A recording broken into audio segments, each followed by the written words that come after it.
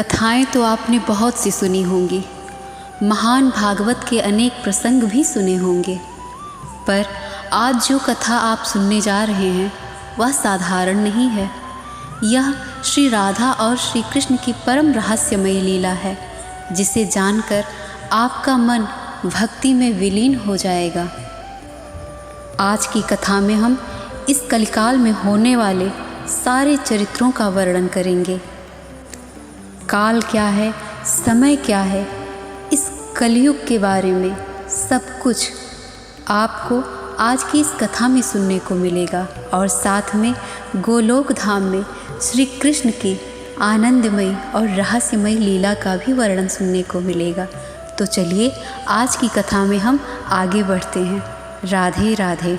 श्री ब्रह्मवैवर्त पुराण के प्रकृति खंड की ये कथा सुनिए।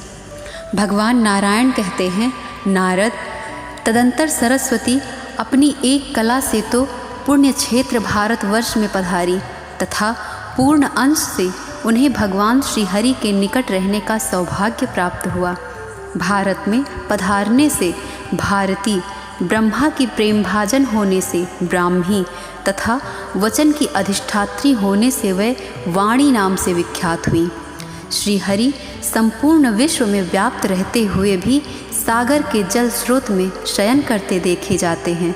अतः सरस से युक्त होने के कारण उनका एक नाम सरसवान है और उनकी प्रिया होने से इन देवी को सरस्वती कहा जाता है। नदी रूप से पधार कर ये सरस्वती परम पावन तीर्थ बन गई। पापी जनों के पाप रूपी ईंधन को भस्म करने के लिए ये प्रज्वलित अग्निस्वरूपा हैं। नारद, तत्पश्चात वाणी के शाप से गंगा अपनी कला से धरातल पर आईं। भगीरथ के सत्प्रयत्न से इनका शुभागमन हुआ। ये गंगा आ ही रही थी कि शंकर ने इन्हें अपने मस्तक पर धारण कर लिया। कारण गंगा के वेग को केवल शंकर ही संभाल सकते थे, अतएव उनके वेग को सहने में असमर्थ पृथ्वी की प्रार्थना से वह इस कार्य के लिए प्रस्तुत हो गए। फिर पद्मा अर्थात लक्ष्मी अपनी एक कला से भारतवर्ष में नदी रूप से पधारी। इनका नाम पद्मावती हुआ। ये स्वयं पूर्ण अंश से भगवान श्री हरि की सेवा में उनके समीप ही रही। तदंतर अपनी एक दूसरी कला से वह भारत में राजा धर्मध्वज के यहाँ पुत्री रूप से प्रकट हुई। उस समय इनका नाम तुलसी पड़ा। पहले सरस्वती के शाप से, फिर श्री हरि की आज्ञा से इन विश्वपावनी देवी ने अपनी कला द्वारा वृक्षमय रूप धारण किया। कली में 5000 वर्षों तक भारतवर्ष में रहकर ये तीनों देवियाँ सरित रूप का परित्याग करके वैकुंठ में चली जाएंगी। काशी तथा वृंदावन के अतिरिक्त अन्य प्रायः सभी तीर्थ भगवान श्री हरि की आज्ञा से उन देवियों के साथ वैकुंठ चले जाएंगे। शालिग्राम श्री हरि की मूर्ति पुरुषोत्तम भगवान जगन्नाथ कली के 10,000 वर्ष व्यतीत होने पर भारतवर्ष को छोड़कर अपने धाम को पधारेंगे। इनके साथ ही साधु, पुराण, शंख, श्राद्ध, तर्पण तथा वेदोक्त कर्म भी भारतवर्ष से उठ जाएंगे। देव पूजा, देव नाम, देवताओं के गुणों का कीर्तन, वेद, शास्त्र, पुराण, संत, सत्य, धर्म, ग्राम देवता, व्रत, तप और उपवास, ये सब भी उनके साथ ही इस भारत से चले जाएंगे। इनमें लोगों की श्रद्धा नहीं रह जाएगी। प्रायः सभी लोग मद्य और मांस का सेवन करेंगे। झूठ और कपट से किसी को घृणा न होगी। उपर्युक्त देवी एवं देवताओं के भारतवर्ष छोड़ देने के पश्चात शठ, क्रूर, दाम्भिक, अत्यंत अहंकारी, चोर, हिंसक, ये सब संसार में फैल जाएंगे। पुरुष भेद, परस्पर मैत्री का अभाव होगा। अपने अथवा पुरुष का भेद, स्त्री का भेद, विवाह, वाद निर्णय, जात या वर्ण का निर्णय, अपने या पराये स्वामी का भेद तथा अपनी पराई वस्तुओं का भेद भी आगे चलकर नहीं रहेगा। सभी पुरुष स्त्रियों के अधीन होकर रहेंगे। घर घर में पुंशलियों का निवास होगा। वह दुराचारणी स्त्रियां सदा डांट फटकार कर अपने पतियों को पीटेंगी। गृहिणी की घर में पूरी मालकिन बनी रहेगी। घर का स्वामी नौकर से भी अधिक अधम समझा जाएगा। घर में जो बलवान होंगे उन्हीं को कर्ता माना जाएगा। भाई बंधु वे ही समझे जाएंगे जिनका संबंध यौन या जन्म को लेकर होगा, जैसे पुत्र भाई आदि। अर्थात जरा भी दूर के संपर्क वाले को लोग भाई बंधु भी नहीं मानेंगे। विद्या अध्ययन से संबंध रखने वाले गुरु भाई आदि के साथ कोई बात भी नहीं करेगा। पुरुष अपने ही परिवार के लोगों से अन्य अपरिचित व्यक्तियों की भांति व्यवहार करेंगे। ब्राह्मण, क्षत्रिय, वैश्य और शूद्र चारों वर्ण अपनी जाति के आचार विचार को छोड़ देंगे। संध्या वंदन और यज्ञोपवीत आदि संस्कार तो प्रायः बंद ही हो जाएंगे। चारों ही वर्ण म्लेच्छ के समान आचरण करेंगे। प्रायः सभी लोग अपने शास्त्रों को छोड़कर म्लेच्छ शास्त्र पढ़ेंगे। जैसे आजकल के लोग अंग्रेजी का अध्ययन ज़्यादा करते हैं, अपनी देवभाषा को भूल चुके हैं। इस प्रकार होगा कलकाल में। ब्राह्मण, क्षत्रिय, वैश्य और शूद्र चारों वर्णों के लोग सेवा वृत्ति से जीविका चलाएंगे। संपूर्ण प्राणियों में सत्य का अभाव हो जाएगा। जमीन पर धान्य नहीं उपजेंगे, वृक्ष फलहीन हो जाएंगे, गौओं में दूध देने की शक्ति नहीं रहेगी। लोग बिना मक्खन के दूध का व्यवहार करेंगे। स्त्री और पुरुष में प्रेम का अभाव होगा। गृहस्थ असत्य भाषण करेंगे। राजाओं का तेज अस्तित्व समाप्त हो जाएगा। प्रजा भयानक कर के भारों से अत्यंत कष्ट पाएगी। जीएसटी चालू है। चारों वर्णों में धर्म और पुण्य का नितांत अभाव हो जाएगा। लाखों में कोई भी एक पुण्यवान ना हो सकेगा। बुरी बातें और बुरे शब्दों का ही व्यवहार होगा। जंगलों में रहने वाले लोग भी कर के भार से कष्ट भोगेंगे। नदियों और तालाबों पर धान्य होंगे, अर्थात समयोचित वर्षा के अभाव से अन्यत्र खेती ना होने के कारण लोग इनके तट पर ही खेती करेंगे। कलयुग में संभ्रांत कुल के पुरुषों की अवनति होगी। नारद, कली के मनुष्य अश्लील भाषी, धूर्त, शठ और असत्यवादी होंगे। भली भांति जोते बोए हुए खेत भी धान्य देने में असमर्थ रहेंगे। नीच वर्ण वाले धनी होने के कारण श्रेष्ठ माने जाएंगे। देव भक्तों में नास्तिकता आ जाएगी। नगर निवासी हिंसक, निर्दयी तथा मनुष्यघाती होंगे। कली में प्रायः स्त्री और पुरुष रोगी, थोड़ी उम्र वाले और युवा अवस्था से रहित होंगे। 16 वर्ष में ही उनके सिर के बाल पक जाएंगे। 20 वर्ष में उन्हें बुढ़ापा घेर लेगा। कलयुग में भगवान नाम बेचा जाएगा। मिथ्या दान होगा। मनुष्य अपनी कीर्ति बढ़ाने के लिए दान देकर स्वयं पुनः उसे वापस ले लेंगे। देववृत्ति, ब्राह्मण वृत्ति अथवा गुरुकुल वृत्ति, चाहे वह अपनी दी हुई हो अथवा दूसरे की, कली के मानव उसे छीन लेंगे। कलयुग में मनुष्य को अगम्यागमन में कोई हिचक न रहेगी। कलयुग में स्त्रियों और पतियों का निर्णय नहीं हो सकेगा, अर्थात सभी स्त्री पुरुषों में अवैध व्यवहार होंगे। प्रजा किन्हीं ग्रामों और धनों पर अपना पूर्ण अधिकार नहीं प्राप्त कर सकेगी। प्रायः सब लोग अप्रिय वचन बोलेंगे। सभी चोर और लंपट होंगे। सभी एक दूसरे की हिंसा करने वाले एवं नरघाती होंगे। ब्राह्मण, क्षत्रिय और वैश्य सबके वंशजों में पाप प्रवेश कर जाएगा। सभी लोग लाख, लोहा, रस और नमक का व्यापार करेंगे। पंचयज्ञ करने में द्विजों की प्रवृत्ति ना होगी। यज्ञोपवीत पहनना उनके लिए भार हो जाएगा। ये तो अभी से है। वह संध्या वंदन और शौच से विहीन रहेंगे। पुंशली, सूद से जीविका चलाने वाली तथा कुटनी स्त्री रजस्वला रहती हुई भी ब्राह्मणों के घर भोजन बनाएगी। अन्नों में, स्त्रियों में और आश्रमवासी मनुष्यों में कोई नियम नहीं रहेगा। घोर कली में प्रायः सभी म्लेच्छ हो जाएंगे। अंग्रेज हो ही चुके हैं। इस प्रकार जब सम्यक प्रकार से कलयुग आ जाएगा तब सारी पृथ्वी म्लेच्छों से भर जाएगी। तब विष्णु यसा नामक ब्राह्मण के घर उनके पुत्र रूप से भगवान कल्कि प्रकट होंगे। सुप्रसिद्ध पराक्रमी ये कल्कि भगवान नारायण के अंश हैं। ये एक बहुत ऊंचे घोड़े पर बैठकर अपनी विशाल तलवार से म्लेच्छों का विनाश करेंगे और 3 रात में ही पृथ्वी को म्लेच्छ शून्य कर देंगे। यों वसुधा को म्लेच्छ रहित करके वह स्वयं अंतर्ध्यान हो जाएंगे। तब एक बार पृथ्वी पर अराजकता फैल जाएगी। डाकू सर्वत्र लूटपाट मचाने लगेंगे। तदंतर मोटी धार से असीम जल बरसने लगेगा। लगातार 6 दिन रात वर्षा होगी। पृथ्वी पर सर्वत्र जल ही जल दिखाई पड़ेगा। पृथ्वी, प्राणी, वृक्ष, गृह से शून्य हो जाएगी। मुने, इसके बाद 12 सूर्य एक साथ उदय होंगे, जिनके प्रचंड तेज से पृथ्वी सूख जाएगी। यों होने पर दुर्धुष कलयुग समाप्त हो जाएगा। जब तप और सत्व से संपन्न धर्म का पूर्ण रूप से प्राकट्य होगा, उस समय तपस्वियों, धर्मात्माओं और वेदज्ञ ब्राह्मणों से पुनः पृथ्वी शोभा पाएगी। घर घर में स्त्रियां पतिव्रता और धर्मात्मा होंगी। धर्मप्राण, न्यायपरायण क्षत्रियों के हाथ में राज्य का प्रबंध होगा। वे सभी ब्राह्मणों के भक्त, मनस्वी, तपस्वी, प्रतापी, धर्मात्मा और पुण्य कर्म के प्रेमी होंगे। वैश्य व्यापार में तत्पर रहेंगे।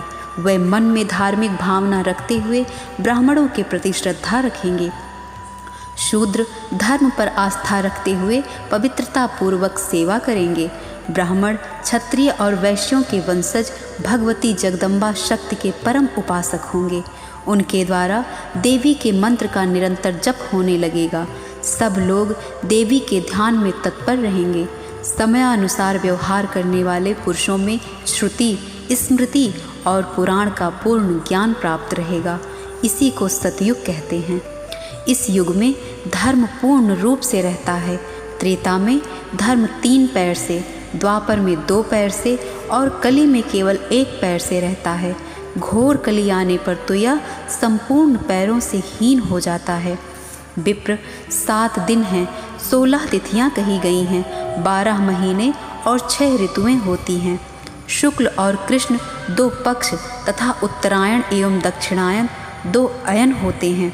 4 पहर का दिन होता है और 4 पहर की रात होती है। 30 दिनों का एक महीना होता है।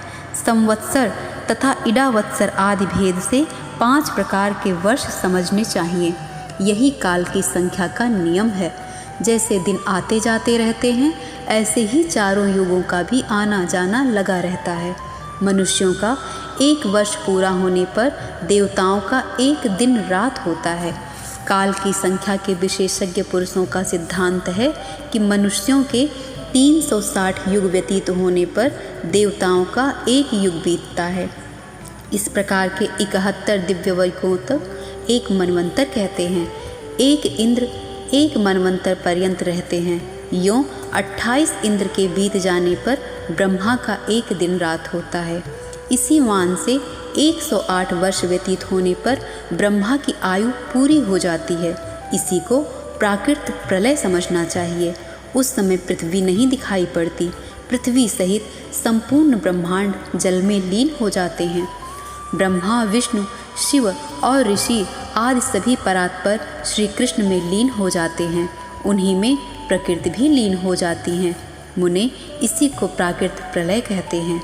इस प्रकार प्राकृत प्रलय हो जाने पर ब्रह्मा की आयु समाप्त हो जाती है। मुनिवर, इतने सुदीर्घ काल को परमात्मा श्री कृष्ण का एक निमेष कहते हैं। इस प्रकार श्री कृष्ण के एक निमेष में संपूर्ण विश्व और अखिल ब्रह्मांड नष्ट हो जाते हैं। केवल गोलोक, वैकुंठ तथा पार्षदों सहित श्री कृष्ण ही शेष रहते हैं। श्री कृष्ण का निमेष मात्र ही प्रलय है, जिसमें सारा ब्रह्मांड जलमग्न हो जाता है। निमेष काल के अनंतर फिर सृष्टि का क्रम चालू हो जाता है। यों सृष्टि और प्रलय होते रहते हैं। कितने कल्प गए और आए, इसकी संख्या कौन जान सकता है। नारद, सृष्टियों, प्रलयों, ब्रह्मांडों और ब्रह्मांड में रहने वाले ब्रह्मादि प्रधान प्रबंधों की संख्या का परिज्ञान भला किस पुरुष को हो सकता है। परमात्मा श्री कृष्ण ही संपूर्ण ब्रह्मांडों के एकमात्र ईश्वर हैं, जो प्रकृति से परे हैं। उनका विग्रह सतचित्त और आनंदमय है। ब्रह्मा, प्रभृति देवता, महाविराट और स्वल्प विराट सभी उन परम प्रभु परमात्मा के अंश हैं। प्रकृति भी उन्हीं का अंश कही गई है। वह श्री कृष्ण 2 रूपों में विभक्त हो जाते हैं, एक द्विभुज और दूसरे चतुर्भुज। चतुर्भुज श्री हरि वैकुंठ में विराजते हैं और स्वयं द्विभुज श्री कृष्ण गोलोक में निवास करते हैं। ब्रह्मा से लेकर तृण पर्यंत समस्त चराचर जगत प्राकृत सर्ग के अंतर्गत है। जो जो प्राकृतिक सृष्टि है वह सब नश्वर ही है। इस प्रकार सृष्टि के कारणभूत परब्रह्म परमात्मा नित्य सत्य सनातन स्वतंत्र निर्गुण निर्लिप्त और प्रकृति से परे हैं। उनकी ना कोई लौकिक उपाधि है और ना ही कोई भौतिक आकार। भक्तों पर अनुग्रह करना उनका स्वरूप है, सहज स्वभाव है। वे अत्यंत कमनीय हैं। उनकी अंग कांति नूतन जलधर के समान है। उनकी 2 भुजाएं, हाथ में मुरली है, गोपों जैसा वेश और किशोर अवस्था है।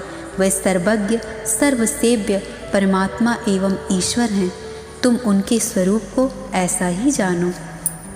इन्हीं के दिए हुए ज्ञान से विराट पुरुष विष्णु के नाभि कमल से उत्पन्न ज्ञान स्वरूप ब्रह्मा अखिल ब्रह्मांड की सृष्टि करते हैं तथा संपूर्ण तत्वों के ज्ञाता मृत्युंजय शिव संहार का कार्य संभालते हैं। उन्हीं के दिए ज्ञान से तथा उन्हीं के लिए किए गए तप के प्रभाव से वे उनके समान ही महान एवं सर्वेश्वर हुए हैं। उन परमात्मा श्री कृष्ण के ज्ञान के प्रभाव से ही भगवान विष्णु महान विभूति से संपन्न सर्वज्ञ सर्वदर्शी सर्वव्यापी सबके रक्षक संपूर्ण संपत्ति प्रदान करने में समर्थ सर्वेश्वर तथा समस्त जगत के अधिपति हुए हैं। उन्हीं के ज्ञान से उन्हीं के लिए की गई तपस्या से तथा उन्हीं के प्रति भक्ति और उन्हीं की सेवा से प्रकृति सर्वशक्तिमयी महामाया और सर्वेश्वरी हुई हैं। उन्हीं के ज्ञान भजन तपस्या एवं सेवा करने से देव माता सावित्री वेदों की अधिष्ठात्री देवी और वेद माता हुई हैं। वेदज्ञा तथा द्विजों की पूजनीया हो गई हैं। परमात्मा श्री कृष्ण की सेवा और तप का ही प्रभाव है कि सरस्वती को समस्त विद्या की अधिष्ठात्री माना जाता है। अखिल विद्वान उनकी उपासना करते हैं। सनातनी महालक्ष्मी धन और सस्य की अधिष्ठात्री देवी तथा संपत्तियों को देने में समर्थ हुई हैं। इन्हीं की उपासिका होने से दुर्गा को सब लोग पूजते हैं और वे सर्वेश्वरी सबकी कामनाएं पूर्ण कर देती हैं। इतना ही नहीं, वह दुर्गतनाशिनी दुर्गा इन्हीं की कृपा से समस्त गांवों की ग्राम देवी संपूर्ण संपत्ति देने में समर्थ सबके द्वारा स्तुल्य और सर्वज्ञ हुई हैं। उन्होंने सर्वेश्वर शिव को पति रूप में प्राप्त किया है। वह उनकी श्री कृष्ण सेवा का ही फल है। श्री कृष्ण के वाम भाग से प्रकट हुई श्री राधा श्री कृष्ण की प्रेम से आराधना और सेवा करके ही उनकी प्रेम की अधिष्ठात्री तथा उन्हें प्राणों से भी अधिक प्रिय हुई हैं। श्री कृष्ण की सेवा से ही उन्होंने सबसे अधिक मनोहर रूप, सौभाग्य, मान, गौरव तथा श्री कृष्ण के वक्षा स्थल में स्थान, उनका पत्नीत्व प्राप्त किया है।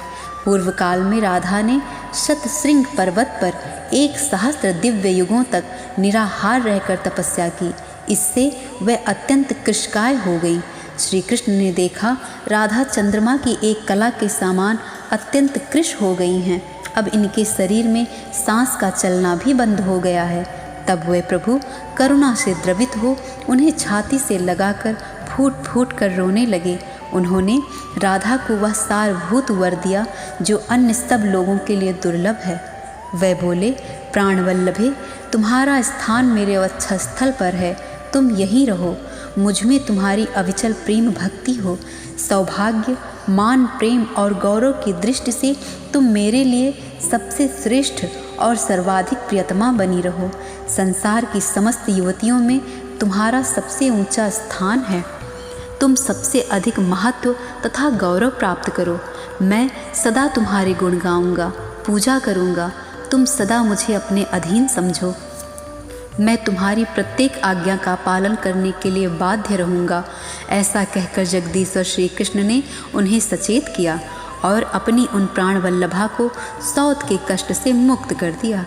जिन जिन देवताओं की जो जो देवियाँ पति द्वारा सम्मानित हुई हैं, उनके उस सम्मान में श्री कृष्ण की आराधना ही कारण है। मुने, जिनकी जैसी तपस्या है उन्हें वैसा ही फल प्राप्त हुआ है। देवी दुर्गा ने सहस्त्र दिव्य वर्षों तक हिमालय पर तप करते हुए श्री कृष्ण के चरणों का ध्यान किया। इससे वे सबकी पूजनीय हो गई। सरस्वती श्री कृष्ण की प्रसन्नता के लिए लाख दिव्य वर्षों तक गंधमादन पर्वत पर तपस्या करके सबकी वंदनीय हुई हैं। लक्ष्मी 100 दिव्य वर्षों तक पुष्कर तीर्थ में तपस्या पूर्वक श्री कृष्ण की आराधना करके समस्त संपदाओं की देने में समर्थ हुई हैं। सावित्री मलयाचल पर 60,000 दिव्य वर्षों तक तप एवं श्री कृष्ण चरणों का चिंतन करके द्विजों की पूजनीय हो गई हैं। मुने, पूर्व काल में ब्रह्मा, विष्णु तथा शिव ने 100 मनवंतरों तक श्री कृष्ण प्रीति के लिए तपस्या करके सृष्टि पालन और संहार का अधिकार प्राप्त किया था। धर्म 100 मनवंतरों तक तप करके सर्वपूज्य हुए। नारद, शेषनाग, सूर्यदेव, इंद्र तथा चंद्रमा ने भी एक एक मनवंतर तक भक्तिपूर्वक श्री कृष्ण की प्रसन्नता के लिए तप किया था। वायु देवता 100 दिव्य युगों तक भक्तिभाव से तपस्या करके सबके प्राण सबके द्वारा पूजनीय तथा सबके आधार बन गए। इस प्रकार श्री कृष्ण प्रीति के लिए तपस्या करके सब देवता, मुनि, मानव, राजा तथा ब्राह्मण लोक में पूजित हुए हैं। इस प्रकार मैंने तुमसे यह पुराण तथा आगम का सारभूत सारा तत्व सुना दिया। अब तुम और क्या सुनना चाहते हो? यह अध्याय यहीं पर समाप्त हुआ। पर आज के अध्याय में आपने बहुत सी रहस्यमय चीज़ों को जाना, जैसे कि कौन से देवता किस प्रकार और किस चीज़ के लिए पूजित हुए। इसलिए कमेंट में राधे राधे लिखना ना भूलें। आगे की कथा में हम आपको और भी रहस्यमय, रोचक एवं अद्भुत कथा का विस्तार पूर्वक वर्णन करेंगे। राधे राधे।